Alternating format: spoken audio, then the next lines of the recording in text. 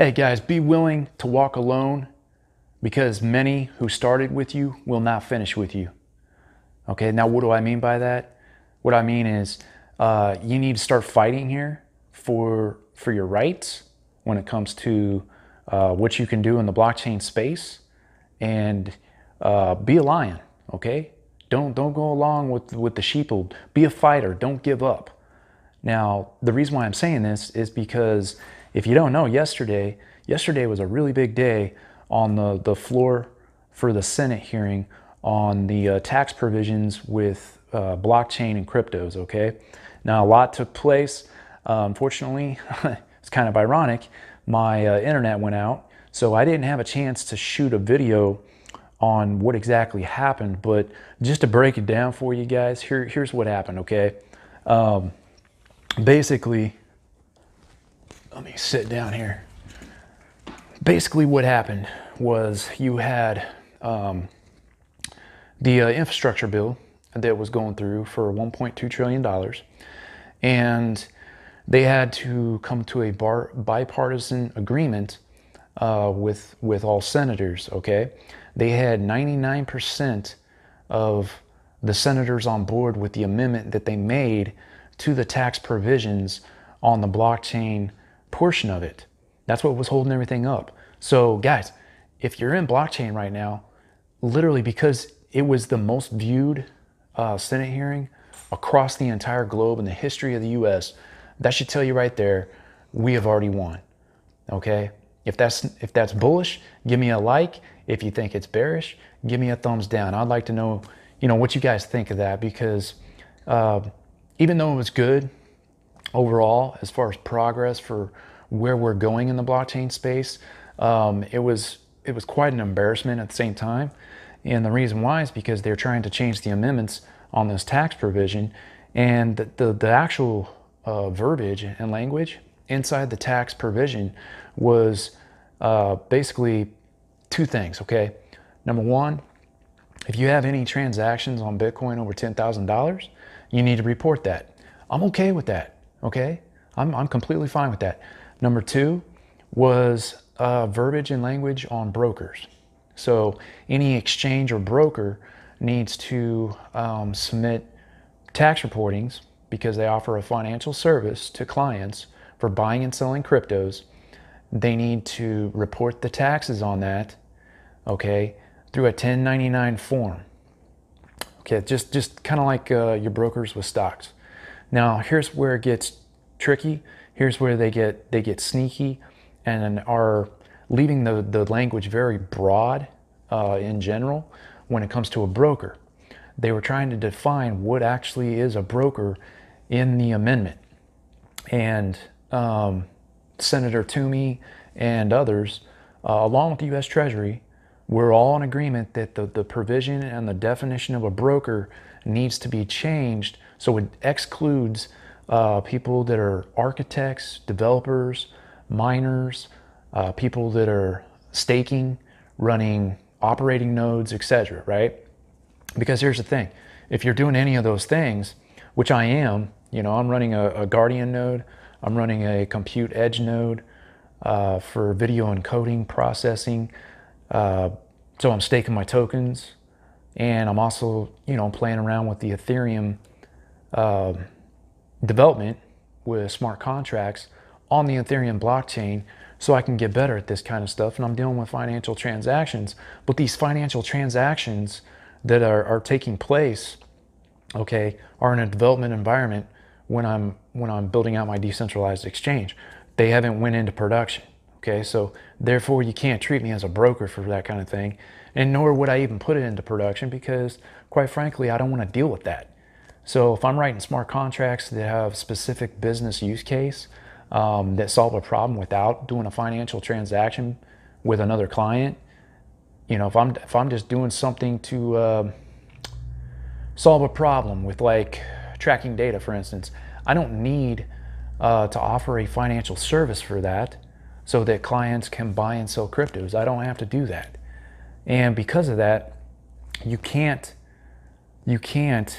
in the tax provision try to treat developers and architects abroad and put them in the same category as treating them as a broker. Because what they're trying to do here, guys, is they're trying to tax people that are developers, miners, and stakers and operating nodes. They're trying to tax them the same way they would with a broker, and treating it as if you're providing a financial service to another client. It's impossible. You can't do that.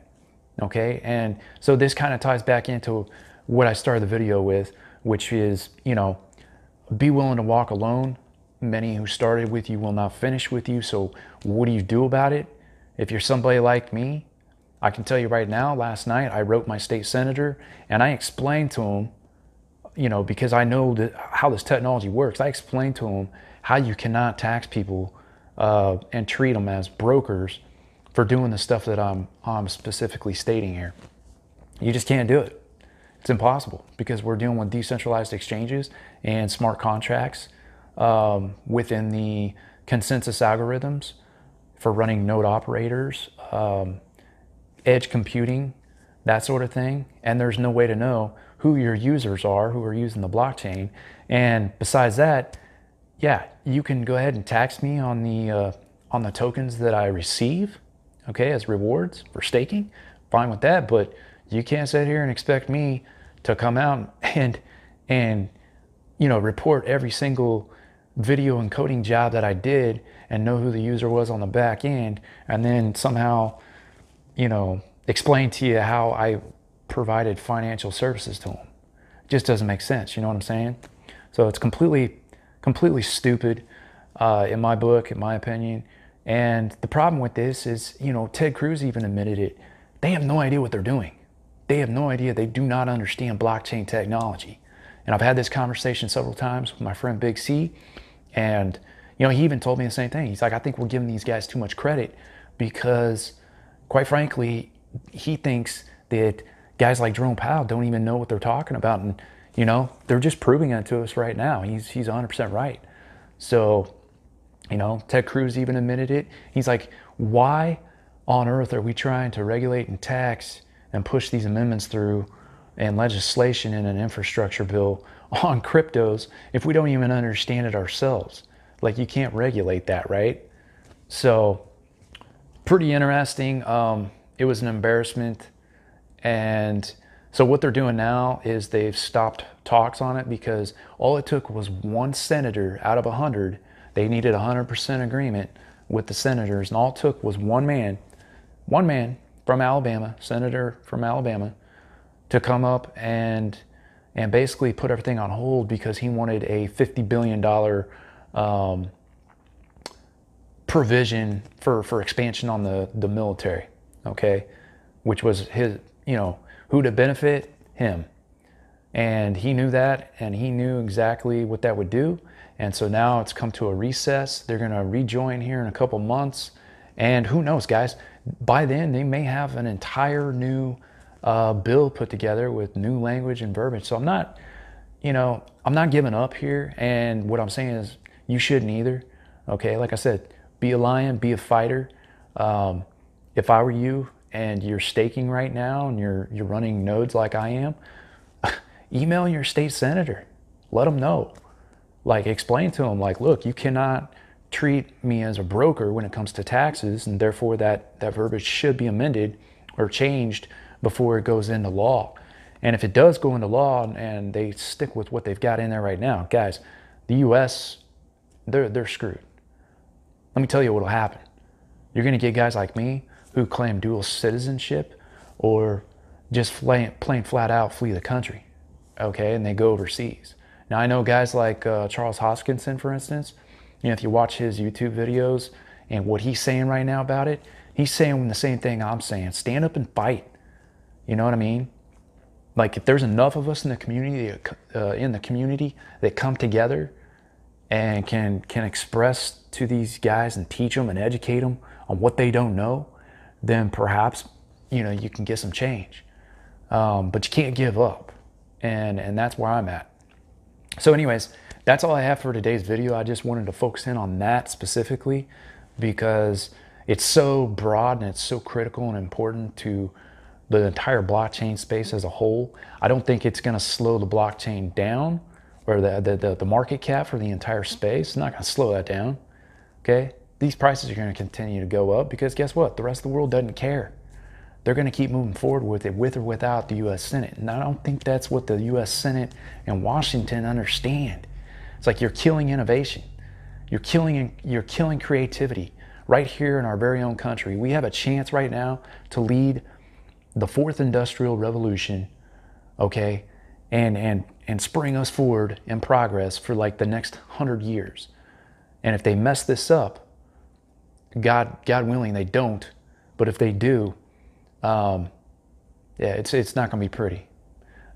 With that said, though, guys, like I always say, have no fear, my friends. Hit that like button, subscribe to the channel if you haven't already, and I'll be shooting another video here with more content, like on the project side of stuff, platform reviews, charts, etc. But I just wanted to give you an update on what has taken place, as of yesterday, and what this tax provision is actually about, so you can better understand it. But with that said, you guys have a good day, and I will talk to you later.